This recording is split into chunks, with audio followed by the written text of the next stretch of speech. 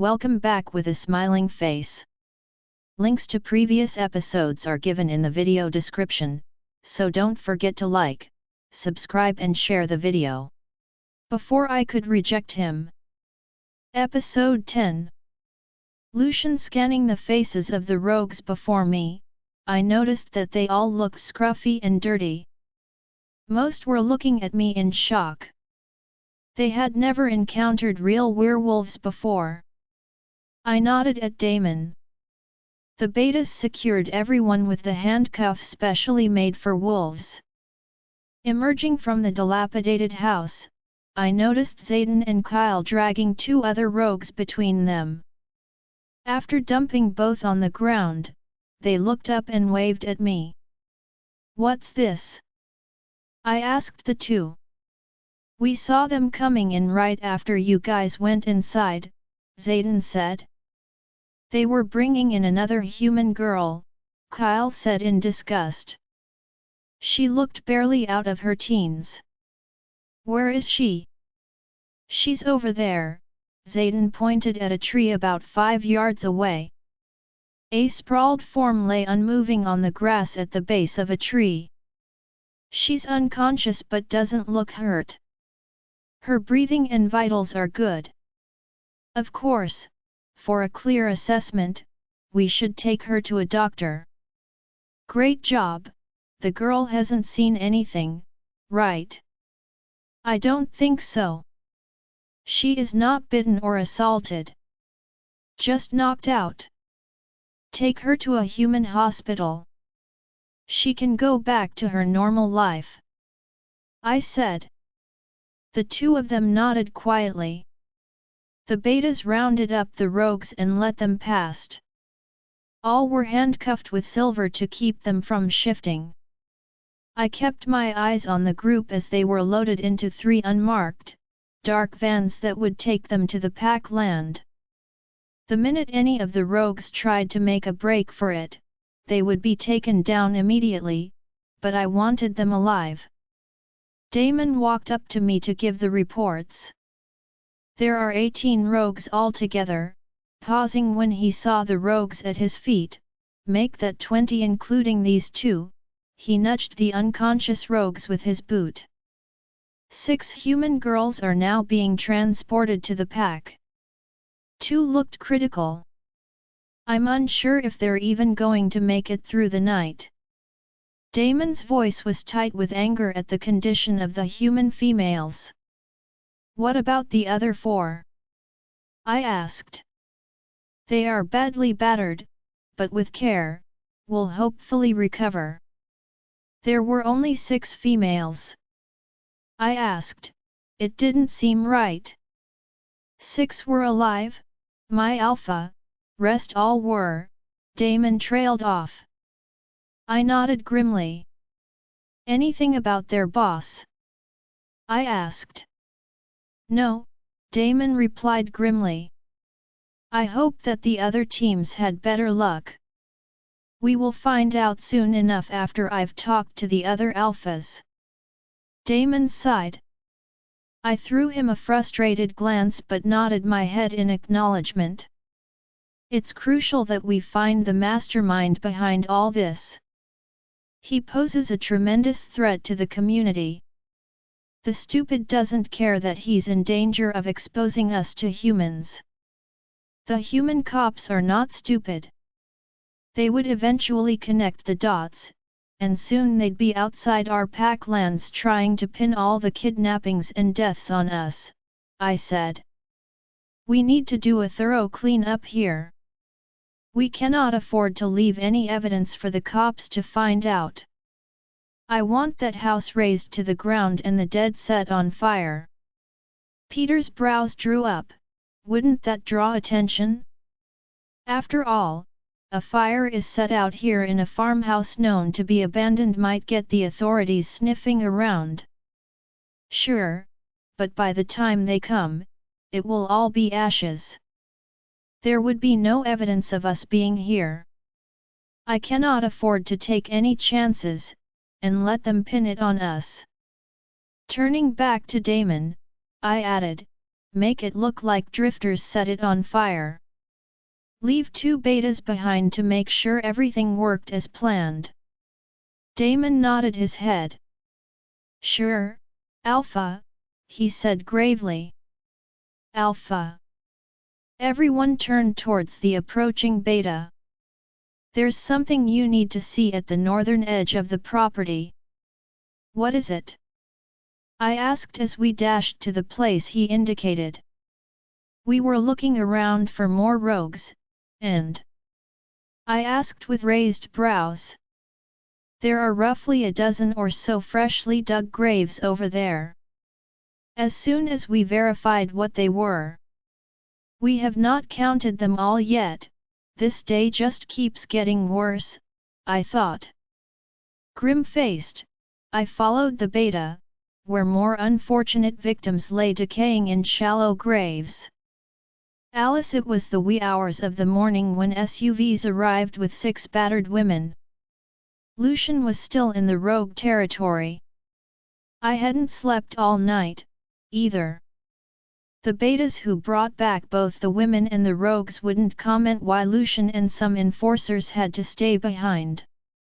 The infirmary had been a hive of activity after the SUVs arrived, bringing in the wounded women and the rogues. Now, after the flurry of activities, the place was finally settling down. I was horrified by the appalling condition of the women. They were filthy and stank of death. It was obvious that they'd been kept in conditions worse than animals. All of them were hurt and abused by their captors.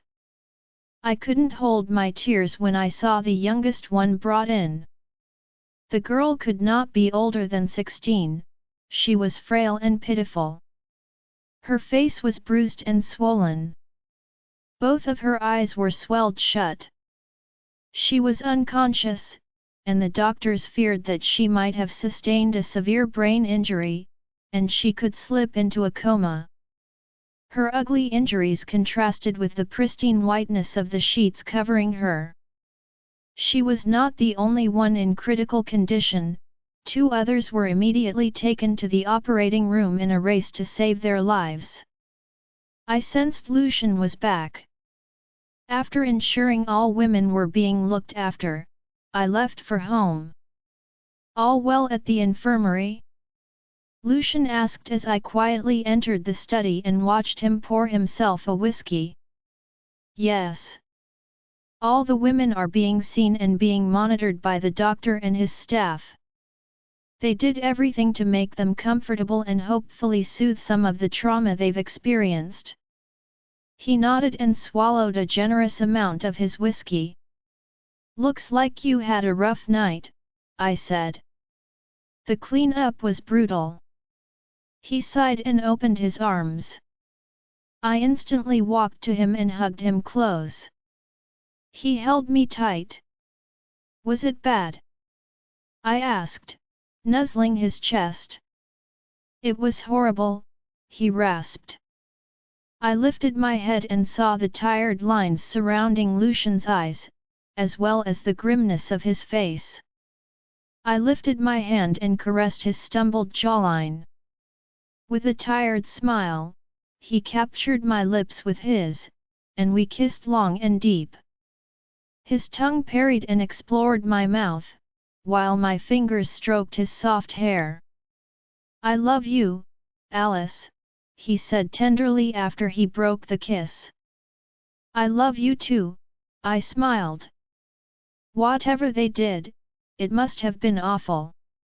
Even now, at nearly 5 in the morning, Lucian's aura was awash with negativity. He was restless. What happened, Lucian? I asked, pulling him towards a chaise. I want to avoid burdening you with the horror of it. It's better that you remain untouched by the bloodbath I saw tonight, he said, sinking deep into the cushion.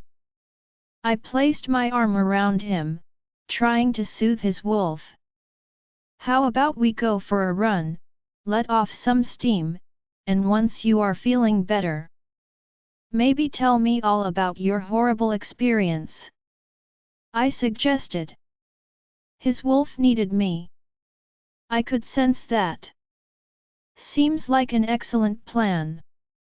He responded, finishing his drink. Soon we were running towards the riverbank in our wolf form. It had been a long time since we had let our wolves free. I cut the chase and let him capture me by the scruff of my neck and mount me in a quick display of passion. He entered me slowly and grasped the back of my neck.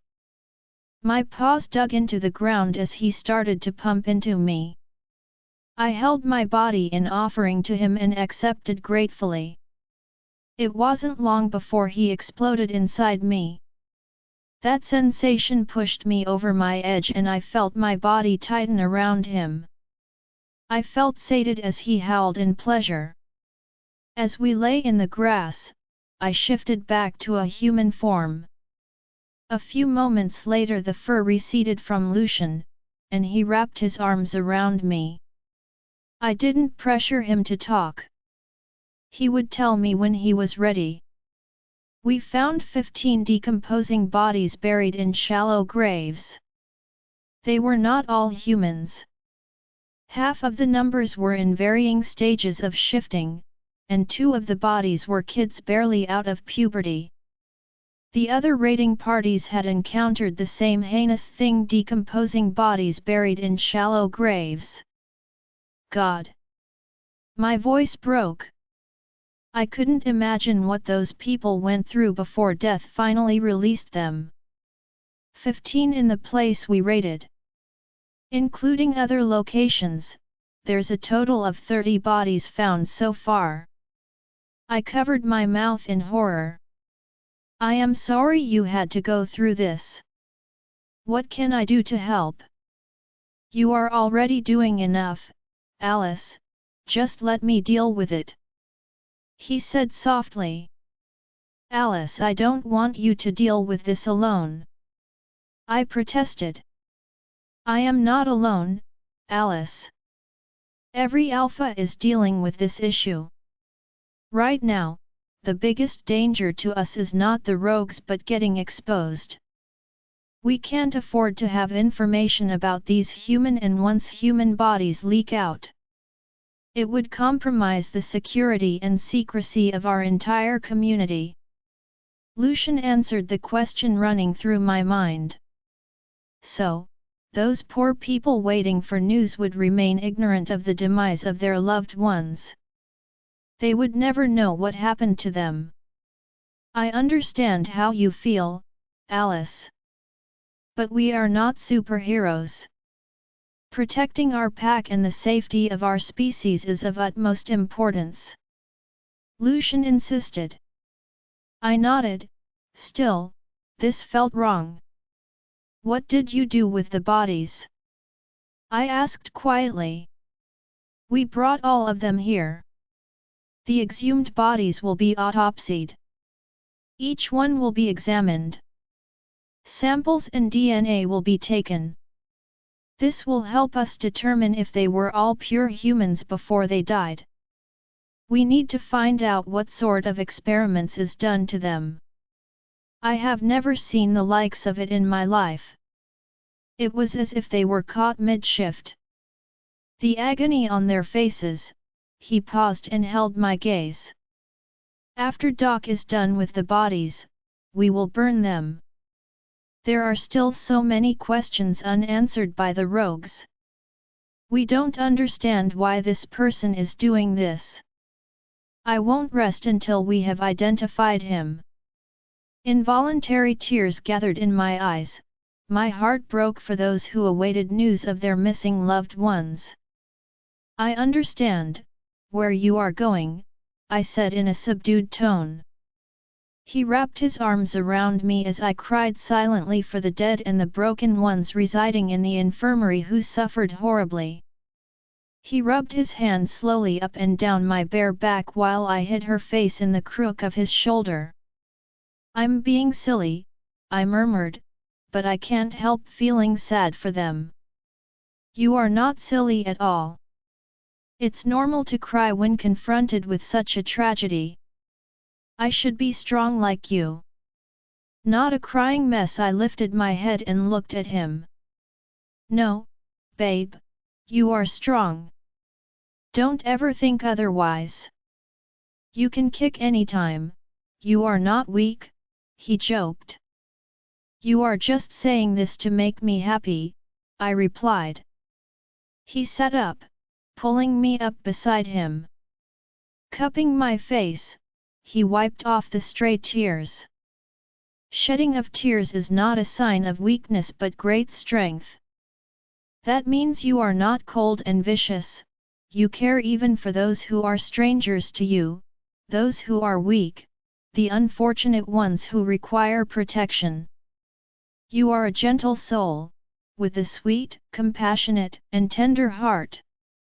But you are also strong and fierce when the situation demands it, when injustice is done. He smiled at me. We laid, in comforting silence, on the soft green grass.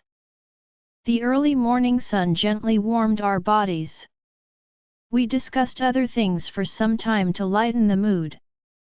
He explained how impressed he was with Zayden's commitment. I told him about the prophecy. That's fascinating. Lucian commented. So as per the prophecy we should have X on a blue moon, right? He said after a while. I looked up at his face, surprised.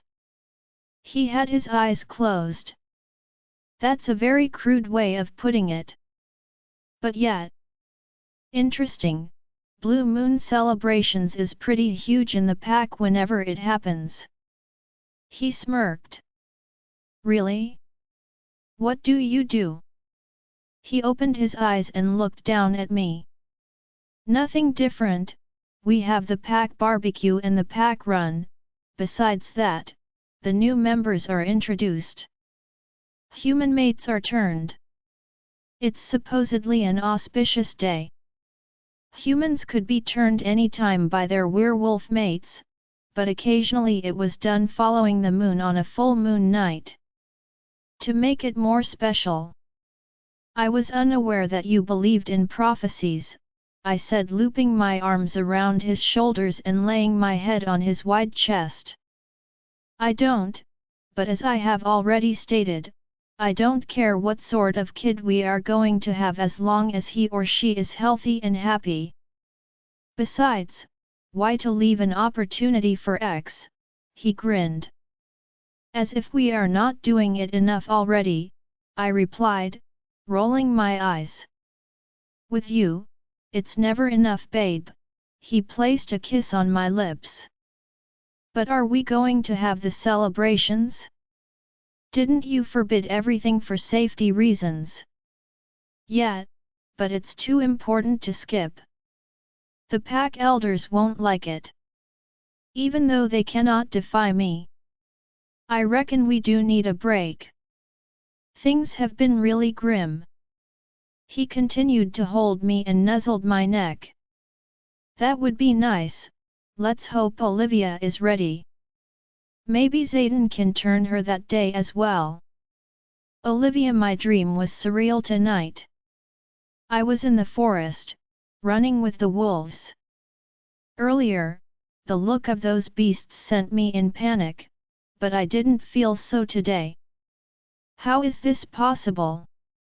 I saw the grey wolf running beside me. He had familiar blue eyes. I abruptly stopped running and looked down to see that I had paws instead of feet. Before I could determine what it meant, my dream switched, and I was chasing whatever was hidden in my mind. After the first few minutes of nothing happening, I began to lose hope. It felt crazy, so I sat down. Off in the distance, though, I caught another glimpse of grey. Wait! I yelled and got up and started running towards it. It reached the bank of a river or a lake in the middle of a beautiful forest. The lake was deep blue, and it was shaped like a perfectly flat disc of metal. No sound rang out from the shimmering emptiness of space around it. It was lined with pine trees and the whiff of mint wafted up to me. Unruffled by wind or rain, it was still and restful. The only sounds were the bumbling of bees and the heavy echo of a raven cracking. Confused, I looked out towards the mental forest that my mind had created and again saw a flash of grey. Finally and very timidly, something came out from under the shadows of the trees. I was now staring at a grey wolf. "Who are you?" I asked. It howled back to me and I woke up with a start. I was back in my room. The guest bedroom, on the first floor of Alice's home to be precise. "Good morning," a bright voice greeted me. It was a girl, her name was Meg, I guess. I had briefly met her earlier. She was one of the Omegas here, I think. That's what these people called those working here. I was still not comfortable with their ranking system. Meg pushed aside the thick curtain, flooding the room in bright sunlight. I squinted my eyes, trying to adjust to the sudden blindness. "Sorry, I wanted to avoid waking you up. Madame Luna asked me to check on you. Would you like to eat something?" Meg asked cheerily. What time is it?" I asked confused. 9 am. Madam said you didn't sleep last night, so she let you rest. Oh no. I slept that long. I don't usually do that. I said, scrambling out of the bed. Meg chuckled, "It's all right, you needed rest. The only person who was desperate to meet you was your mate Zayden. Zayden is back." I couldn't keep the excitement from my voice. "Oh yes, the entire team is back, along with some rescued women. They are all at the infirmary." I dropped the sheets which I had been trying to fold. "Can I see them?" I asked. Meg looked thoughtful for a moment. "I guess you can, once the doctor approves it." She paused, then added, "Hey, would you like to join me for lunch? You might also bump into Zayden in the dining hall," she said with a twinkle. "I'd like that very much," I replied, trying not to blush. Olivia, I had never seen a dining room this big. It was like a school or college mess, with better furniture and from the smell of it, better food as well. It wasn't too crowded, which was a relief. I wasn't certain if I could handle mingling with too many people. Meg grabbed one of the seats and gestured me to sit with her. I sat down and looked around at the unfamiliar faces. A good-looking man arrived and sat next to Meg. They sniffed each other and exchanged kisses, which made it obvious that he was her mate. "This is my mate, Paul," Meg beamed. Paul smiled at me, then shifted his gaze back to Meg. We were soon joined by Rain, her mate Damon and finally Zayden. "Hey," he said and slid next to me. "Hey," I smiled back at him. "I don't see Madame Luna, where is she?" I asked, innocently. Rain snorted, and Meg gave a smug smile. "Alpha and Luna are preoccupied. When our men return from such raids and killing the rogues they expect a reward. You know what I mean, right?" Rain asked me, wiggling her eyebrows. I nodded. "If you are planning to give it to Zayden," she continued, "you don't have to do anything like that, dear." Zayden interrupted Rain, giving me a reassuring look. Though, he looked a bit flushed. Rain just shrugged. I had concluded by now that werewolves were very ex beings. They were not shy about displaying their love for their mates. Their threshold for nudity and public display of affection was also pretty high. However, it was always consensual. Unlike those rogues, this pack was civilized. I was slowly getting comfortable with them. I remained quiet while others talked and discussed the raids. A few times my knuckles became white as the memories of my torture flashed in front of my eyes. It was only due to Zayden's calming presence that I remained seated. I don't know when he had gripped my hand in his large hands. Years ago, when I was a newly turned wolf. Damon and the other men went for a raid. Now, I make sure to pack extra track suits for them. However, that day, they forgot to take along the extra clothes. The rain continued with glee. Guess what? They all destroyed their clothes in shifting. They had to drive back. Imagine my horror when the men started unloading from the SUVs. Thank God, at least the windows were tinted. Rain laughed. Rain, you have to relay this story to everyone, right? Damon commented, rolling his eyes. I burst into laughter. I laughed for a long time. I don't remember when I had laughed so much. When I finally stopped, Zayden was staring at me, mesmerized. I stopped and blushed. You should laugh more often, he said. Okay, I replied. Hey Zayden, if you are done, why don't you take her for a walk? Don't worry, I will inform the Alpha. Damon said, with a smirk. Zayden's eyes lit up, and he turned towards me with a questioning look. I nodded. Soon we were walking down a well-trodden path among tall trees. It was a little chilly, so Zayden gave me his jacket. It smelled musky, just like him. I killed them, not all of them, but whoever I could.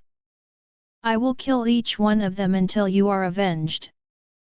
He suddenly said, after a long silence, his were glowing gold with excitement. Thank you, I said quietly. The Alpha is happy with me. I think he will let me stay. I was still tongue-tied whenever I was with Zayden, while he discussed his life, his dreams. I knew almost everything about him. He never pressurized me to talk or touch me. He used to be just there, comforting me with his presence. There is a beautiful lake a few kilometers away, but it would be a long walk for you. Maybe some other day, he mumbled. You can carry me, I blurted out. The look on his face was priceless. You want me to carry you? Yes, as a wolf. You can do that, right? I had never seen him shift. Apart from those monsters, I had not seen anyone shift here. Won't that be scary for you? He asked cautiously. I prefer not to be scared anymore, I replied. He still looked a little unsure, but finally relented. Okay, but I will have to strip. You can turn back if you are uncomfortable. I nodded and turned back. I heard the rustling of clothes as he stripped. I turned back when I heard the cracking of bones. Standing before me was a large grey wolf with blue eyes, just like I had seen in my dream. He looked at me with those kinds of eyes. I stepped further and touched his silky muzzle. You are beautiful, I said. He seemed to smile. He rubbed around my legs for a moment and then dropped to his stomach. I got the unspoken communication when he looked back at me. Get on, his eyes said. I collected his clothes and had just enough time to swing my leg over Zayden when he started. It amazed me just how quickly he moved through the forest. Trees blurred past us as he ran and howled. Eventually, we arrived at a clearing near a large lake. Zayden started to change underneath me and I slid off his back and watched the lake, the tall pine trees, and the crystal clear lake. Even the minty scent in the air was the same as my dream. He had dressed and stood next to me. "What's wrong? Don't you like it?" Zayden asked me quietly. "I have been here before," I replied, my gaze still transfixed towards the lake. "I am sorry, how have you been here?" he asked puzzled. "I saw this in a dream. It was so vivid and real. I even saw your wolf. He was in my dream." He blinked. "Really? I think you had a vision," he replied. "A vision? Yes, some of us have a gift of sixth sense. They get visions of the future or the past. Did you have such visions before?" "No, never. Is it a bad thing?" I wasn't sure what it meant. "No. It's a gift from Luna. Perhaps, she wanted to reward you for your courage and resilience. Not everyone can survive what you endured." His voice was calm and soothing. "Zayden, can you kiss me? Please." I said it felt the correct thing to do. I could see his mouth fall open. I repressed my laugh. "Are you sure?" he asked. I could feel his eagerness. "Yes." I closed my eyes as his soft lips pressed against mine. It was incredible. He parted my lips with his tongue, and we kissed. I don't recall when I wrapped my hand around his neck, but it was there when we broke the kiss. He had a goofy grin on his face. "That was wonderful," he whispered. "Thank you, this was my first kiss," I said. His eyebrows shot up in surprise, and I knew what was thinking. I had never been with anyone before the rogues, and they were not much into foreplay, I mumbled. "Oh sweetheart," he took me in his arms. Unable to hold my tears, I sobbed burying my face in his chest. He then took his left hand, pushed aside my hair from me, and scented my neck. I didn't understand what he was doing, but I had seen others doing it to their mates. "Don't cry, Olivia. Everything will be okay. I promise." He sounded sad himself. Why was he so upset? I flinched a little when he moved his hand to my back. He immediately stopped and loosened his grip. "Zayden," I lowered my eyes towards the ground, "I don't understand why you would waste your time on me. I'm damaged." His eyes hardened. "Don't say that. You're not broken. I will gain your trust, and you will be happy again." "Why? Why would you do that? Why would you waste your time on someone like me?" "That's because I love you, Olivia. Your past doesn't bother me." He said so easily that I was almost in shock. I don't know what to say." He chuckled. "You don't have to say anything. Just trust me, I will make everything all right. You will be happy again." "Lucian," I saw the rogues getting beaten up through the glass panel. Jake, my wolf, was wildly enraged at them. As each body was unearthed, he had growled fearfully and tugged at me to be let loose. All I wanted to do was go into the holding cells and tear each rogue apart, disembowel, and mutilate their carcasses. That raid was the first of several raids. We saw worse things after that. Only Alice's calming presence kept my bloodlust at bay. Inhaling her delicious scent steadied my beast. Although the desire to extract justice from the rogues was still there, it was not as all-consuming as it was before. Things were settling down into some form of normalcy after the past many days of endless action brought on by the capture of the rogues. All the women rescued were still healing slowly from their injuries. Physically, they were on the mend, but the emotional scars would take time to heal. Sadly, 2 of the women passed away. Their injuries were too severe, and their organs shut down right after they arrived in the packed clinic. The youngest one came out of her coma just 2 days before and was still fragile. After delving into their backgrounds, one thing all the captives had in common was that they were all alone, with no family or close friends to search for them, once they'd gone missing. These women kept to themselves and didn't socialize much. It made it easier for the rogues to snatch them, unknown to human authority. Alpha, Catherine, and Madame Luna were able to interview a few other women. They have the same story. He intended to raise his army of abominations using these hapless women as incubators. Damon reported. Other alphas had squeezed out similar information from their rescued women. Did those scoundrels talk? I asked further. Unfortunately, they know nothing. Most of them truly had no idea who they were following. Nobody could have sustained the amount of torture they have been given. It's still nothing compared to what those women went through. He spat. Anything from the other teams? The doc tested them. More than half of the rogue army was newly turned humans who had no idea about the existence of werewolves. Trace their funding.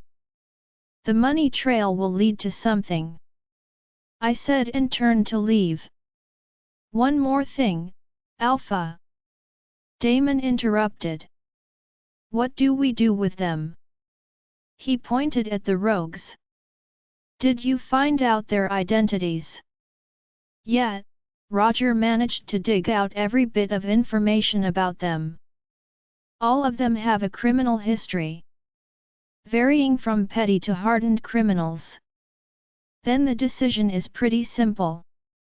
Kill them, I commanded. On it, Alpha. Can we make it painful? I chuckled. Go ahead, they are all yours. I could see Damon looked pleased. The rest of my day was full of conference calls with other alphas. I was toying with my pen as Rick's beta droned on about the pretty much same things which we had discovered. We are going around in circles, with no breakthrough. I lamented in frustration. Alpha, we just found out something. Peter dashed into the conference room. I nodded at him, to proceed. We traced the property trail. Roger unearthed more bogus companies used as fronts to hide the real person behind the money. Each business address was carefully checked and rechecked, all leading to a dead end. Whoever was funding the rogues did a hell of a job in covering his tracks. But, we had a lucky break. One of those bogus companies was owned by Jordan, Gregory's brother. I narrowed my eyes. Gregory? The former alpha of the Black Stone. The same one, when Gregory died, and we were busy moving the survivors. Jordan and his minions escaped with the entire pack's savings. That's why we found most of their lockers and banks accounts swept clean. I stopped myself from breaking the pen I had been holding. Good work, Peter. I turned towards the monitor. You all got that? We know where to look. The alphas on the screen nodded. I've got more, Daniel suddenly spoke. He seemed happy and eager. My betas combed through all the keepers and their relatives along with wolves who had either first, middle, or last name of Stewart. About 20 years ago, a scandal happened in one of the West Coast packs. They had an attorney, a human called Michael Fallbrook. His son fell in love with the Alpha's daughter. That's what he claimed, when the girl turned 18 and realized he wasn't her mate. She broke up with him. However, the boy insisted that they were indeed mates and her father the Alpha forced her to give him up because he was a human. Daniel paused dramatically. We have no way of verifying the fact, and it's irrelevant. The boy requested to be turned into a werewolf, as he wanted to be with the girl. That request was also turned down because as per the sacred law, no human should be turned unless they are mates of some wolf, or it's a life-threatening situation. His request was rejected. Things got ugly, and he was banished from the pack lands. It was only due to his father's plea that Alpha Diego spared his life. The boy disappeared. Daniel paused again. How is this related to the current crisis? Rick asked impatiently. I am coming to that. The boy was called Jasper Stewart Fallbrook, and he graduated from Princeton, majoring in biotechnology. He worked as a scientist for a top stem cell research lab for a few years before being thrown out for unethical experiments. A stunned silence dissipated in the call as each one of us processed the information. How did you find out all this? Someone asked. Well, I dug up a few things from here and there, then connected the dots. This is not the end. After 5 years of Stewart's disappearance, Alpha Diego's daughter was found dead and mutilated in the forest. They never found out who did it.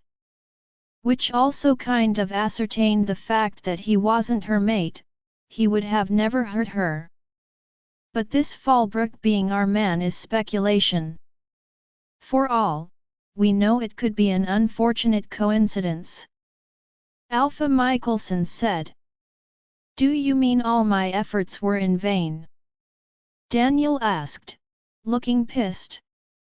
No, Daniel. Your information is valuable, and I have a hunch that we would find the identity of this psycho soon. I want all teams to focus on Jordan. Meanwhile, Daniel, you dig out more on this Fallbrook. Does he have any living relative? No, all dead, Daniel replied. The meeting was over, and I leaned back in my chair and rubbed my forehead. This was one of the best meetings we ever had. Finally, things were looking optimistic. The danger was far from over. I checked the clock. It read 2 a.m. I still needed to check on the security. It had been elevated. Although the rogues' number was greatly diminished, I was not going to take any chance in the security of the pack. I searched through my mental link for Alice. She was sleeping, but her wolf was awake. The wolf beckoned me to return, and suddenly, my beast had taken over. I had no choice but to comply. Alice, I had woken up to the soft sound of the door closing. Lucian's scent permeating the room confirmed that he was back. I went back to sleep when he proceeded to the bathroom. He usually took a shower before joining me in bed. Lucian has been returning very late these days. Now, laying on my side, I felt his butterfly kisses on my exposed arm. He was in the mood. With a sleepy smile, I turned and opened my arms for my mate. What time is it? I asked. A little after 2 in the morning, he nipped my lip before replying. That late? Technically, it's early, he said cheekily. Is that how it's going to be? Like old married couples? You coming to bed late? I teased him. Maybe I should borrow some of those toys which Rain has. I bit my lip to keep from laughing out loud at Lucian's shocked expression. What exactly do you girls talk about? He asked. Nothing special, just things like how to use our time when our mates ignore us. I grinned. I'll show you what happens to a defiant mate who questions her partner's ability to perform his duties. He growled on, pounced on me and tickled me relentlessly. That's going to teach you some manners, lady, he said with a laughter-laced voice. I thrashed and tried in vain to dislodge his bulk. He caught both my arms and trapped them above my head with one of the hands while straddling me. He repeatedly tickled me with his other hand. Okay, I give up. I laughed, panting with exertion. He stopped, and his hands started to roam caressingly over my body. Lowering his head, he nipped my lips lightly, teasing my mouth open for him. A muffled moan broke from me as he thoroughly kissed me. He sucked on my tongue and thrust his in and out, encouraging me to do the same. The kiss was hot and hungry. So beautiful, Lucian whispered as he trailed kisses along my face, across my cheeks, and down the curve of my neck. You make me burn for you, he nudged his massive erection. See how eager I am for you? Feel how hard you make me. It felt so hot, that it seemed to burn my skin. So are we going to talk or have sex first? I asked, teasingly. Though, the answer was obvious. What do you think? He smirked. With a moan of surrender, I grasped his head, encouraging his ministrations.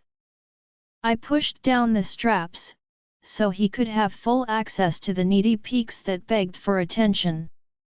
He pushed the negligee down and got rid of the bothersome cloth. Eyes burning with feral hunger, tell me, why are you in such a good mood? I asked between kisses.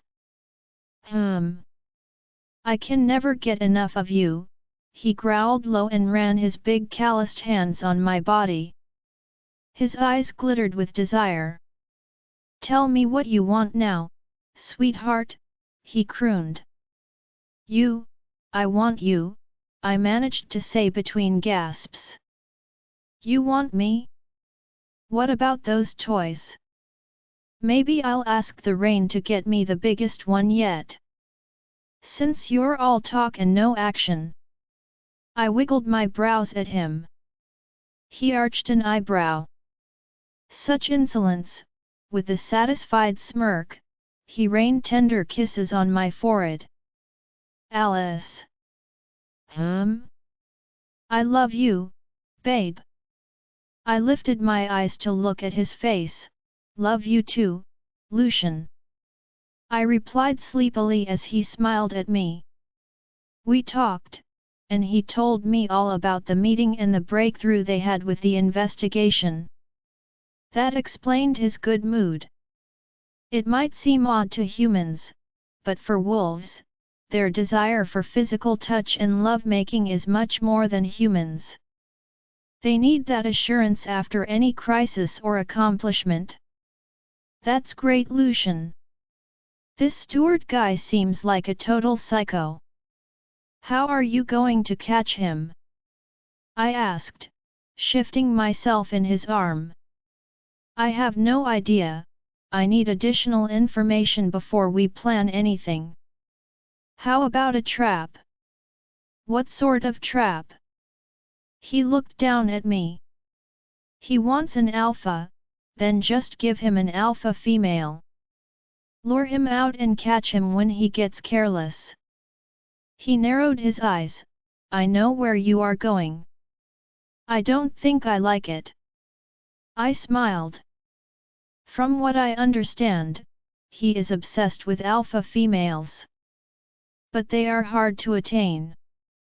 With all packs becoming alert, it's more difficult for him to get an alpha woman. So, let's lay a trap, with a bait. And who would be the bait? Wait, are you suggesting? No. No way. He sat up, as I slipped from his arms onto the bed. His face was furious. Those rogues are degenerates. I am not putting you at risk. Just bump this idea of your head. I sat up too and placed my hand on his shoulder. With my other hand, I turned his face towards me. Baby, just listen to me. Right now, we are sitting ducks, while that psycho is out there hurting innocent people, who know what he might do next. If we plan this meticulously, we can rule out any risk. We can make this work. His eyes glowed. No. You will not be part of this.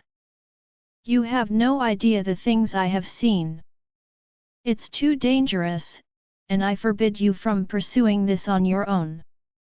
I stared back at him defiantly. It's my command, he glared at me. I sighed.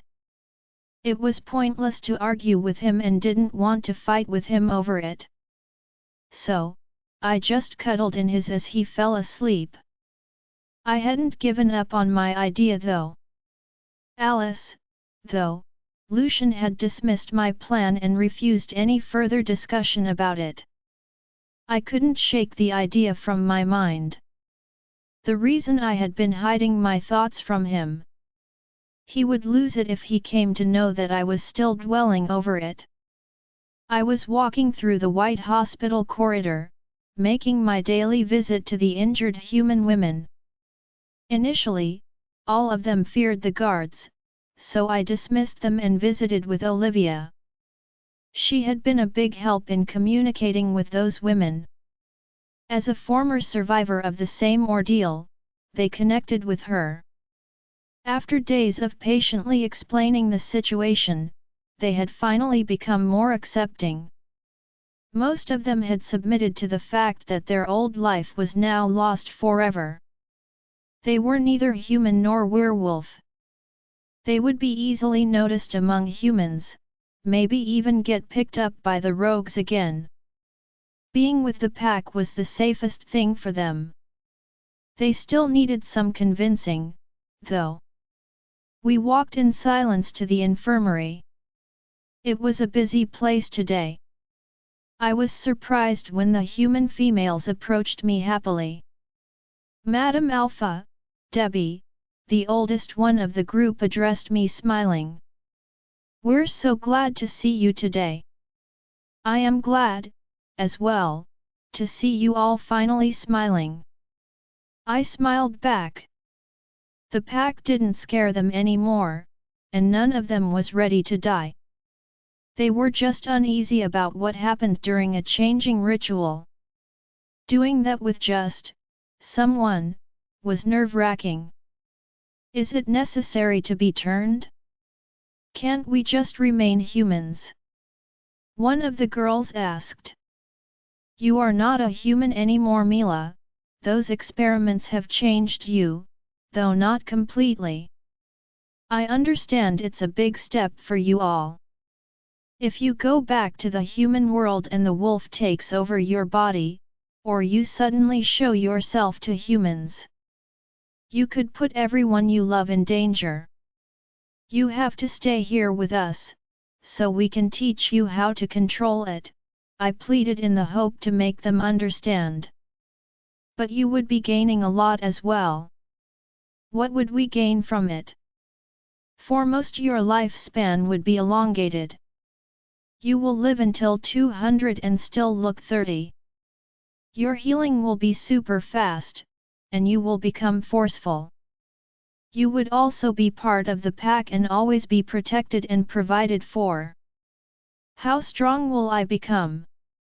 The youngest girl, who had never spoken a word until now, suddenly said. She has not even told us her name. I looked at her and snapped the iron rod of one of the beds in half. There were loud gasps in the room. I want to change, the girl said flatly. What is your name, girl? I asked. Jane, she replied softly. It's a big decision, and there is no rush. Except for Olivia, none of you has found a mate. So, I can request some of my unmated betas to turn you. If you all agree. But I am not going to force you. Take your time. What is a mate? How do we even know if we have mates? Debbie asked. We wolves, like humans, have one true soul mate. The moment our wolf half see them, the bond begins to form. The only thing that could break that bond is death. Have you ever been in love? I asked the girls. They flushed and shook their heads.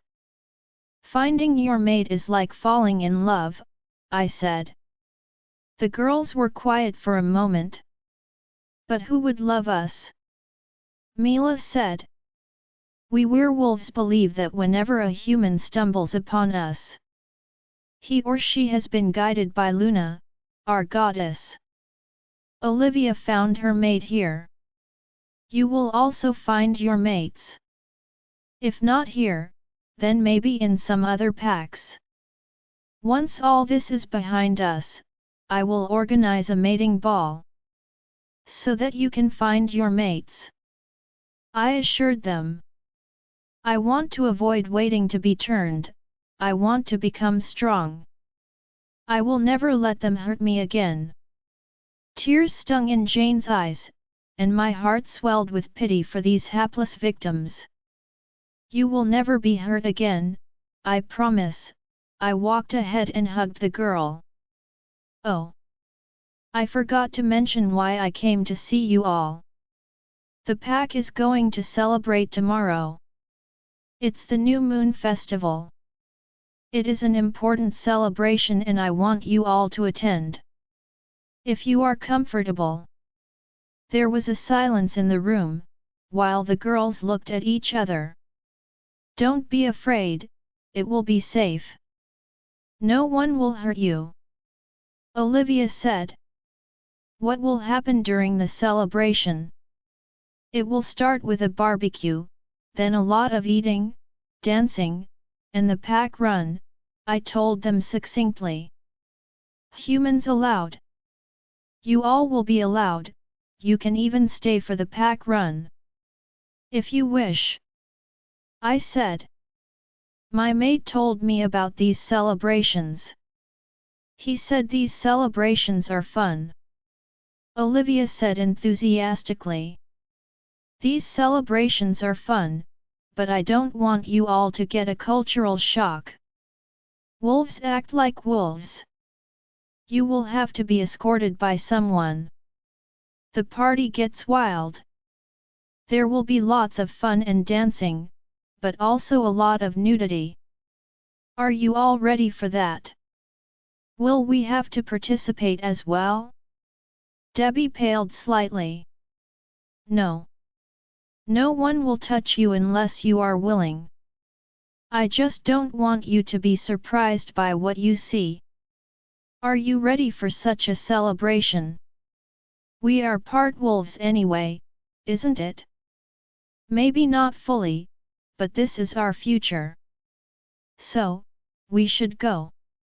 We trust you, Madame Luna, we know you won't let anyone hurt us. It sounds like fun, we want to be part of this. Debbie added.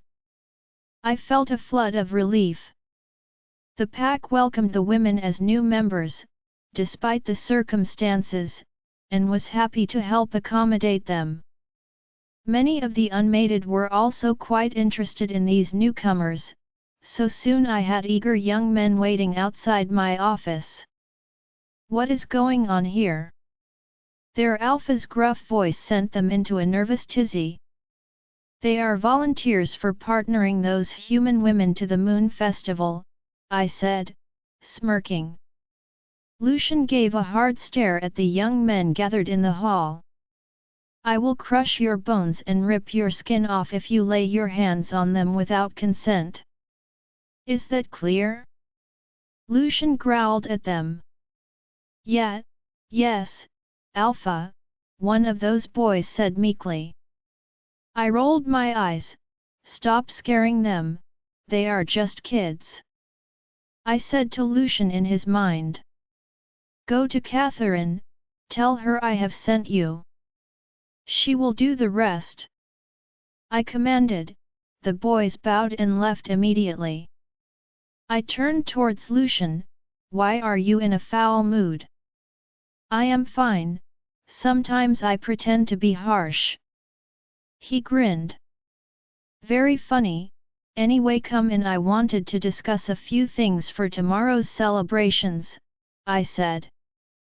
"Olivia," it was a strange dark room. Similar to the cell I had been caged in. Fear gripped me when I saw the familiar shape, that pungent smell and those degenerate beasts. They were all standing in the room. At first, I couldn't see anything. Then something caught my attention. A crumpled man was tied to a chair. Right in the middle of the room. His face was bruised and swollen. His eyes were closed due to his injuries. I had no idea who was that man. "What do you think? Will this work?" one of the beasts said. "I have heard she is fond of this runt. If this doesn't lure her out, nothing else will." Their repugnant boss responded. "Don't kill him. Keep him alive," he ordered. I woke up screaming, cold sweat covered my brows. I looked around my family room. I was safe. "Hey, what happened?" Zayden, who had been sleeping next to me, woke up looking concerned. "I saw a dream, it was them." I fumbled. "It's all right, probably it was just another nightmare. Go back to sleep. I am here to protect you," Zayden said in a soothing voice. "No, it wasn't a dream. I think it was a vision. Something bad is going to happen." "Olivia," I stepped out of the cold shower and quickly dried myself off. I walked back into the bedroom. Zayden had gone out to give me privacy. It was the first time I had spent my night at his place. We hadn't done anything yet, and Zayden would never force me until I was ready. But sleeping next to him was the most intimate we had ever been. I found my clothes and dressed. I walked over to the window and looked out at the lightning sky. I opened it and a delicious smell of flowers wafted in my nostrils. I shut the window and walked over to the door. As I reached out to touch the doorknob, I almost screamed when the door suddenly opened. "I'm sorry if I frightened you." Catherine reached out to touch my shaking arm. "I came to see if you wanted to join us for breakfast. Madame Luna would be there." "I think so. She is running all over the place, preparing for the celebrations." I followed her out of the door and down a flight of stairs. When we walked outside, I was surprised to see colored lights hanging around poles in the ground, along with several very long tables. "This is for the celebrations tonight," Catherine explained. Catherine led me to a table that was set apart from the others, and sitting there with her mate was Alice. I needed to talk to her. But I wasn't sure if she would believe me. Hey, sorry, I had to leave early for the training. Good to see you here. Zayden called me from behind. Oh hi, I replied, then looked at Alice, who was shoving a spoon of scrambled eggs in her mates' mouths. They were so much in love. A few women walked over to the table and placed many plates overloaded with different kinds of dishes in the center of it. I proceeded towards their table. Hey, Olivia, why don't you join us? Alice asked, smiling at me. I nodded and sat down. Zayden, Catherine, and her mate followed. The usual chit-chat and gossip floated around me while I ate in silence. That dream and that man. Who was he? You have been picking at your food for a long time. Everything all right? Alice asked. Madame Luna, can I talk to you in private? I said and earned curious glances from everyone. Sure, I am anyway done. Would you like to talk now? Yes, please, I responded eagerly. She nodded at her mate, and we walked towards her office. It was the first time I had entered Luna's office. It was smaller than the Alpha's office, but it felt cozier. Pictures of the pack events, the Alpha, and herself adorned the wall. Apart from her laptop and a few pictures of herself with Alpha on what looked like a beach, her desk was empty. Plush sofas occupied the left half of the room. The most eye-catching part of the room was a giant bouquet of seasonal flowers in an ornate vase that stood in the corner. Alice sank into the sofa and gestured me to take a seat. So, tell me what's bothering you. I sat down near the chaise opposite her. Madame Luna, I don't know how to explain. I am having these weird dreams which become true. Alice narrowed her eyes. I saw Zayden's wolf and a lake in my dream. The next day I saw them for real when he took me to that lake, then last night I saw them. Those rogues who took me seemed so real. Am I making sense? Since when are you having visions? And what did you see? Alice asked. Her eyes were wide with curiosity. That's what Zayden called them, visions. I saw those rogues had captured a man, and they were planning to catch someone using him as bait. He was a human, but I had never seen him before. I don't know what I saw has already happened or going to happen. But, I feel something bad is going on. I have never had such dreams before, until now. Alice then blinked, she stood up then started pacing. I think she conversed with her mate through the link they have because soon, Alpha Lucian entered the office. Lucian, you heard her. What do you think? She said.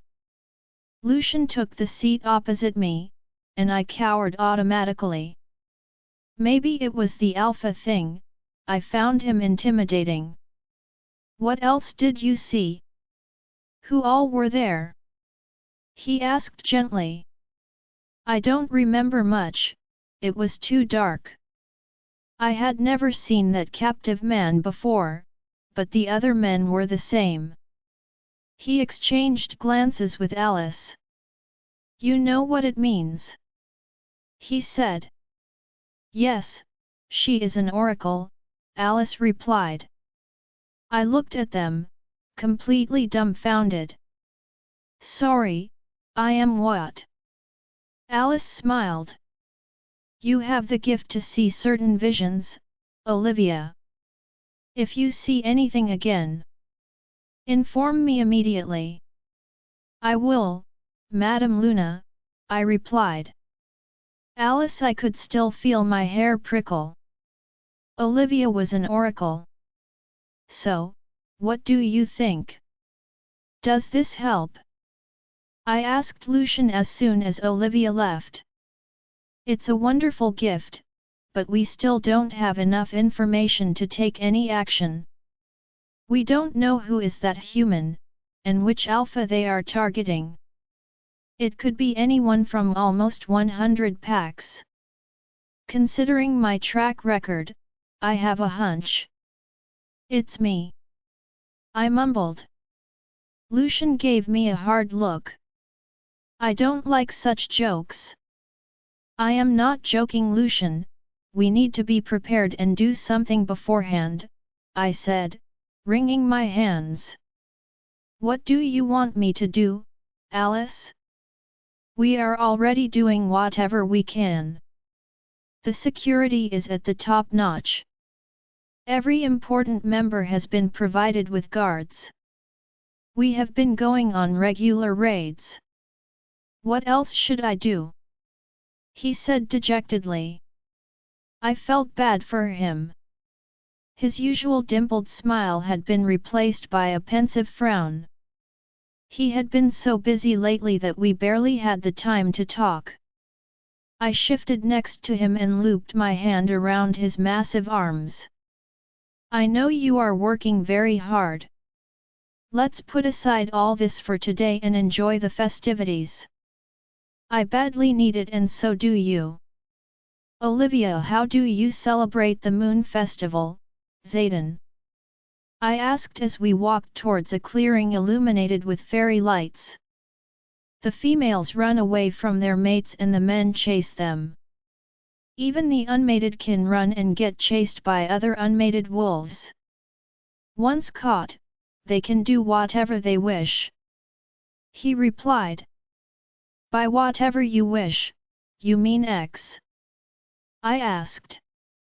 He flushed a little.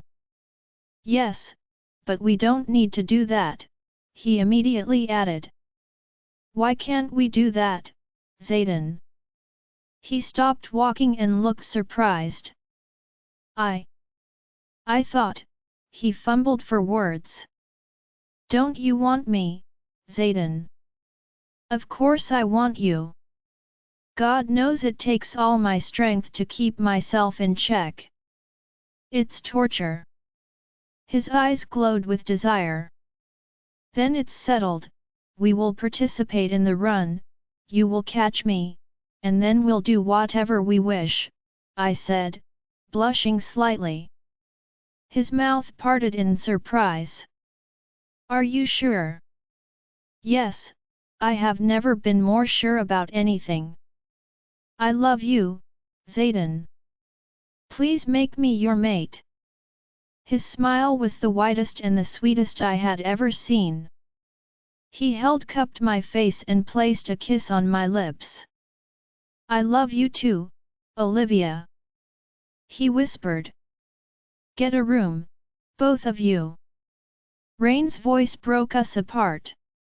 She was carrying her baby boy as Catherine, Dallas, and little Namara flanked her sides. They were all grinning ear to ear. I am so happy for you, hope your mating is fruitful, and you have many pups, Catherine spoke. Pups? I said. That's just a way of wishing, don't worry, we don't need to have pups now, Damon explained. The illuminated clearing was slowly filling up with people. Several boys were pulling together firewood and arranging over several pits for roasting the meats. Zayden, what happens if I get caught by some other wolf during the chase? Then I will rip him to shreds. He replied. We don't touch others, mate, it's an unwritten rule. Moreover, even an unmated female can refuse to mate when caught. You have nothing to worry about. He squeezed my hand. Zayden, can you turn me today? He stopped in his track and stared at me. You want me to turn you? He could barely suppress his excitement. Yes, I want to be with you, in every way. All right, I will request the Alpha if we can have your turning ceremony today, he replied with a smile. Alice, I was salivating at the idea in the woods. It had been a long time since we had done it in the forests. Everyone was excited to go to the party. I took off from the pack house with the human women. Lucian was either already at the clearing or busy with his wretched Alpha conference. In either case, he wasn't walking with me to the clearing. With the setting sun beating down on us, the pack left in waves. We hit the forest and edged through it excitedly. All right, I have arranged for a few young men to turn you. They are all perfect gentlemen, but if you feel uncomfortable, let me know. I assured the humans again. I had decided to dress in a black shift dress which would be easy to remove later. I looked up into the night sky and smiled at the dim moon. It was going to be a beautiful night. Looking around the clearing at the throng of spectators, I searched for Lucian. As if reading my mind, he appeared immediately next to me and kissed me on my cheeks. Hey! You look fabulous and very ready, he whispered in my ears. You look quite prepared yourself, seeing that you have already taken off your shirt, I replied, eyeing his luscious body. That's because we are going hunting, he said excitedly. Oh great!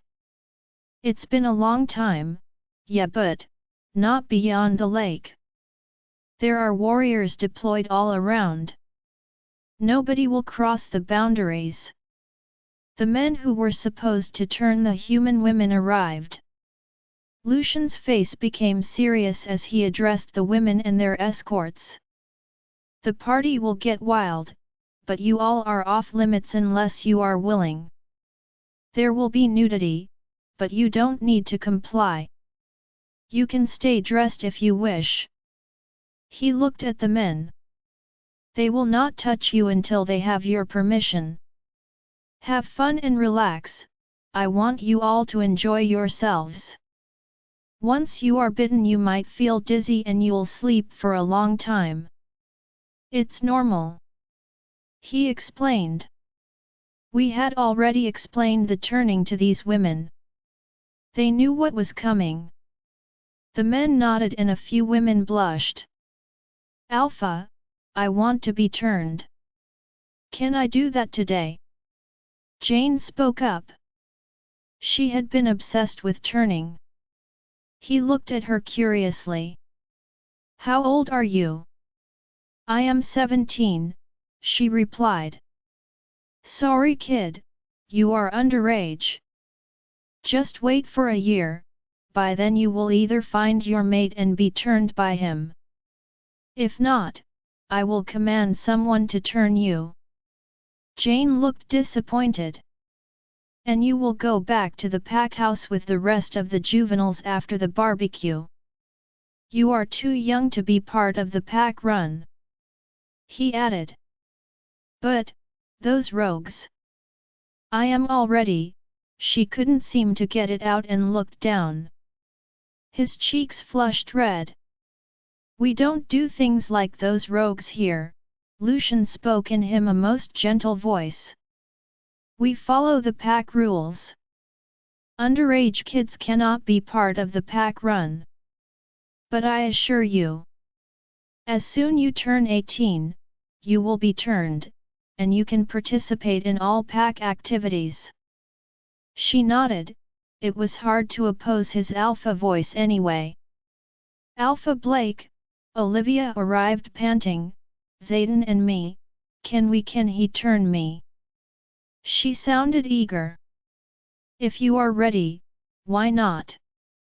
Go ahead. Lucian smiled at them.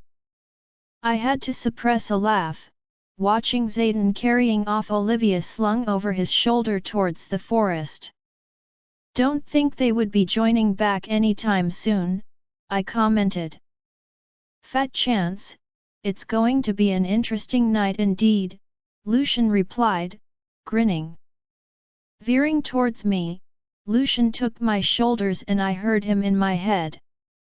He urged me to gather all the women who would be interested in hunting. At the mention of the hunt, my wolf was drooling in my mind. The forest was beautiful and in full bloom. The growth was thick and green. The summer flower scattered its fragrant scents in the air. I couldn't wait to sink my teeth in a fat buck or a boar. I led the women and Lucian led the men. We stripped, shifted, and ran towards the lake. The setting sun shone across the water, covering everything with an orange hue. Shaking off a few errant leaves out of my coat, I inspected the area. Leading the pack to hunt made my wolf ecstatic. She was doing what she was born to do. We found a bounty of wild game and were soon dragging it back. I saw Lucian dragging the biggest boar I had ever seen by its neck. The omegas pulled in the buck which I had slain. The celebrations would be great tonight. Olivia, hey, tall, blonde and handsome, will you put me down? I said laughing. He had been running for quite a while, and we had reached deep into the forest. Zayden stopped and put me down. Sweet Luna, he groaned as he held me to keep me steady. I can't believe this is happening. Trust me, my love, and I promise to make our first time the most precious memory. Zayden's eyes were full of love, and his arousal pressed against my belly. I felt butterflies in my stomach. I felt a surge of fear, which was immediately quelled when he placed his soft lips on mine. I closed my eyes as he kissed me, luxuriating in the feel of his full lips against my own. He parted my mouth with his tongue. His hands caressed me and moved across my back and up to my shoulders and neck. The chilly air sent goosebumps up my skin. You are so beautiful, he whispered, caressing my cheeks. You don't have to do this, Zayden said, looking down at me. I love you, Zayden, and I want to show you just how much. He seemed to be shocked. But then a satisfied groan escaped his chest.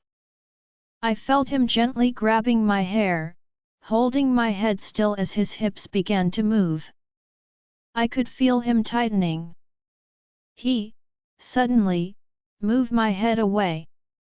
My love, my wolf is urging me to claim you. Please don't be scared. I nodded and watched in wonder as his body began to change. His large thighs and arms grew to the size of small tree trunks, as his flat stomach became covered with soft fur.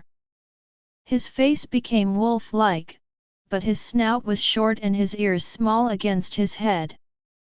Fur covered his body, and his large feet grounded his increased girth. Large claws sparkled in the moonlight as he flexed his hands up to the sky. I had seen hybrid forms before, they had been my worst nightmare. Those beasts had violated me. But, Zayden didn't scare me. I held up my hand to touch his soft belly. I must make you mine. Please do not be afraid. His blue eyes looked into mine for what seemed like an eternity. He lowered his face and kissed me once again. Don't hold back, Zayden, I want to experience all you have to give, I whispered against his mouth. He unleashed his elongated tongue and explored my mouth with an easy sweep. Are you ready, my love? He rasped. Yes, I replied. Oh my God, it feels so wonderful. Please don't stop. Don't hold back, Zayden, I want to experience all you have to give. I could feel getting close to release that did it. I would have fallen if not for his paws which was holding me close. I felt his long tongue licking my neck. I am going to bite you, love, it might hurt a little. He murmured in my ears. I'm so close, Zayden, please, I need to come. I didn't care if he bit me, I wanted to release. I felt his teeth sink into my neck, between the neck and shoulder. Oh my god, what is happening? I froze. Satisfying howl. My eyes drooped, and I fell into a deep slumber. Join our Facebook and WhatsApp group for more updates, link is given in description. Rest audiobook will be continued in next episode.